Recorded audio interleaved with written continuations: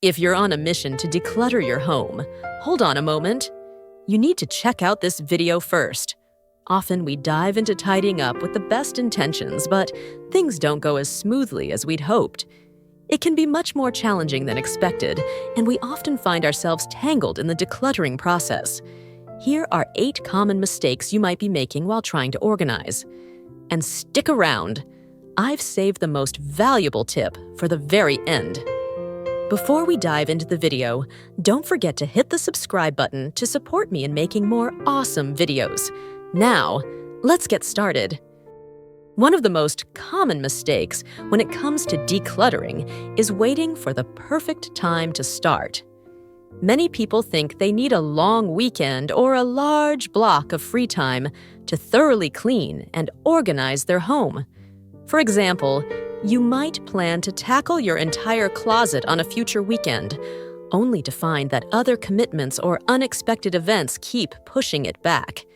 The truth is, those ideal days may never come, as life is always busy and full of other priorities.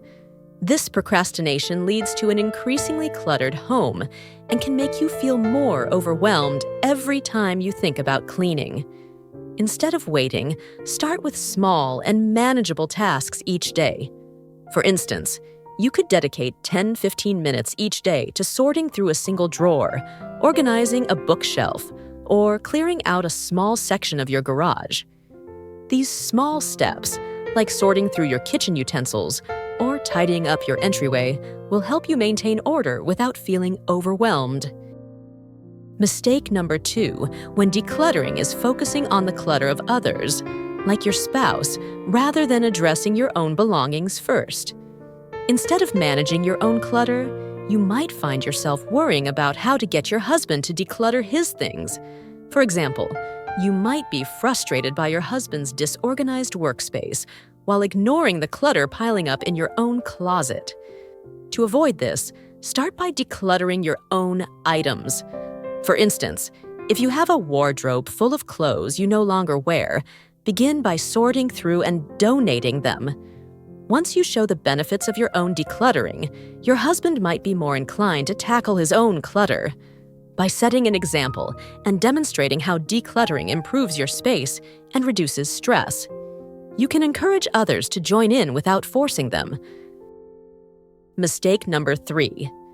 In-home organization is waiting until you have guests or events to start cleaning. This approach often leads to a surface-level tidy-up rather than addressing the root causes of clutter. Instead of waiting for special occasions, make cleaning and organizing a regular part of your routine. This way, you'll avoid the stress of last-minute scrambles and maintain a consistently pleasant living environment. Developing a habit of small, frequent cleaning tasks can make the process feel less overwhelming and more manageable. Regular upkeep ensures that your home stays organized and welcoming, not just when visitors arrive. Mistake number 4 is tackling the job without a clear task list. Without a plan, it's easy to overlook important areas or get sidetracked by less critical tasks. A well-organized list helps you focus on specific areas that need attention and ensures you don't miss any crucial steps. For example, if you start decluttering your closet without listing out all the other spaces like the kitchen or bathroom that also need attention, you might end up with an incomplete or chaotic result. To avoid this, create a checklist of tasks before you begin. Break down the decluttering process into manageable chunks and prioritize them. This approach not only keeps you organized, but also makes the task less overwhelming and more achievable. One common mistake when decluttering is spotting items you no longer need in your closet, but leaving them there.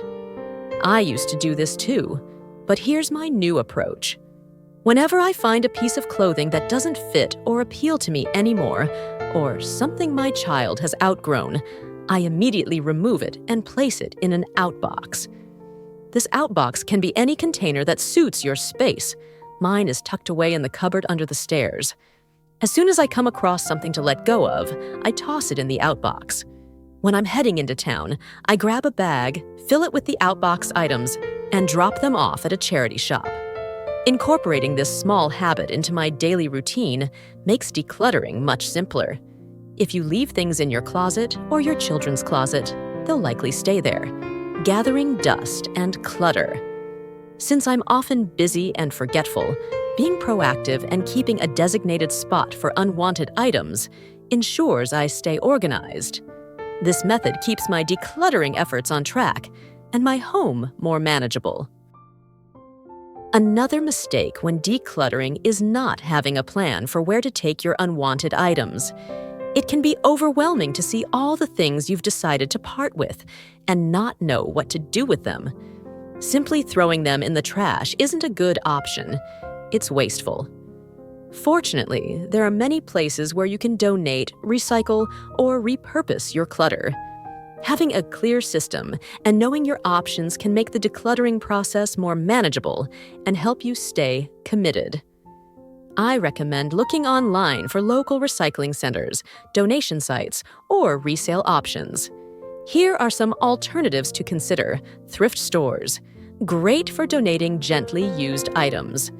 Online marketplaces. Sell items on platforms like Facebook Marketplace or Mercari. Electronics disposal. For outdated electronics, find e-waste recycling centers or stores like Best Buy that accept tech items. Clothing. Donation.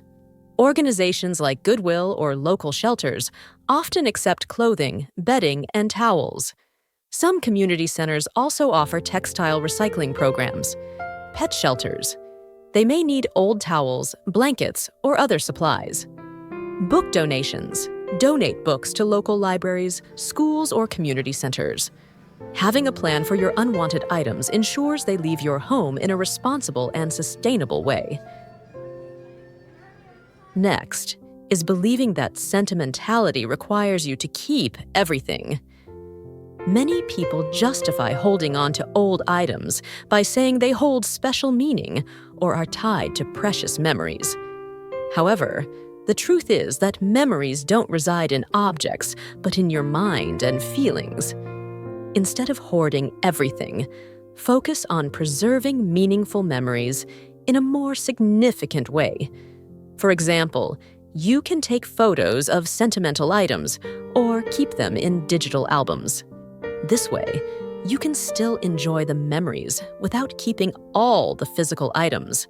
Holding on to too many belongings can clutter your space and may cause stress and frustration rather than helping you enjoy and reflect on cherished moments. Finally, mistake number 7, which I saved for last, is not having a clear purpose for your decluttering. Are you doing it simply to make your home look nicer or to gain more space? Or is it because clutter is negatively impacting your relationships with your spouse, partner, or children?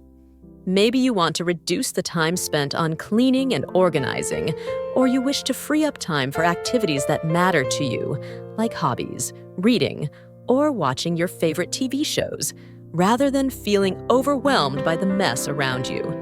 Having a well-defined reason for your decluttering can help you stay motivated and focused, making it easier to reach your goals. This is one of my top tips for effective decluttering. I'd love to hear if you have other decluttering mistakes to add, or if you find yourself relating to any of these. I've made all these mistakes myself, which is why I'm sharing this video with you. I hope you find it helpful, and I'll see you in the next one. Bye, everyone.